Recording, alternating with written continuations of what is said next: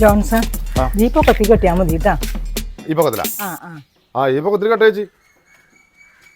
എന്റെ അഭിപ്രായത്തിൽ ഇത് കെട്ടണമെന്നേ ഇല്ല. അപ്പൊ പിന്നെ ജോൺസൺ എന്തിനാ വിളിച്ചേ? കെട്ടേച്ചി ഈ പൊക്കത്തിൽ കെട്ട. പണിയും പോയാലേ ഈ കട്ട കുറച്ചും കൂടി ഹൈറ്റ് കൂട്ടി കെട്ടിയാലൊന്നും ആലോചിക്കണേ. ഞാനത് തന്നെയാണ് നിന്റെ അമ്മേനോട് പറഞ്ഞിരുന്നത്.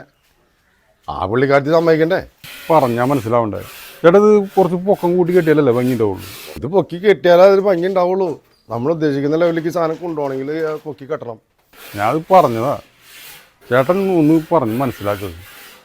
ഞാൻ ഒന്നുകൂടി പറഞ്ഞു നോക്കാം, പുള്ളിക്കാരത്തി സമ്മതിക്കോ? ജോൺസൺ ഒരു മിനിറ്റ്. ചേച്ചി എന്തേച്ചി? അവനെന്തിട്ട് പറഞ്ഞേ? അവൻ പറയണേ ഈ പൊക്കത്തിൽ കെട്ടാൻ.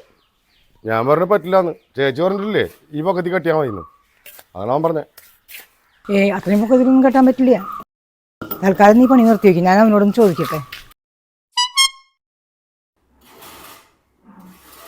ജെയ്ഫി ചേട്ടോ, നമുക്കേ ടൈൽ ഇത്ര കയറ്റി ഒട്ടിക്കണ്ട, കുറച്ച് ഇങ്ങോട്ട് താത്തി ഒട്ടിച്ചാൽ മതി. അതല്ല കുറച്ച് ഭംഗി. അല്ല, അമ്മിച്ചി പറഞ്ഞത് അത് ഹൈറ്റ് കൂട്ടി ഒട്ടിക്കണമെന്ന് പറഞ്ഞ. അപ്പൊ ചേട്ടനൊരു പണിയായി, ഞാൻ പറഞ്ഞിട്ട് ഇനി ടൈൽ ഒട്ടിച്ചാൽ മതി. എന്ത് പരിപാടിയാണത്?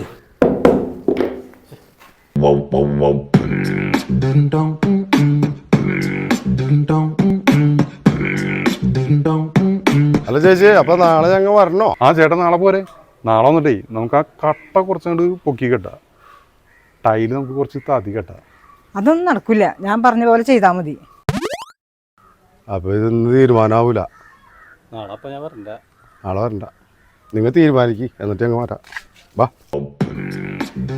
എന്റെ അമ്മിച്ച് ഞാൻ പറഞ്ഞ പോലെ ചെയ്യ, അതൊരു ഭംഗി. വേണ്ട, ഞാൻ പറഞ്ഞ പോലെ ചെയ്യാ, അത് മതി.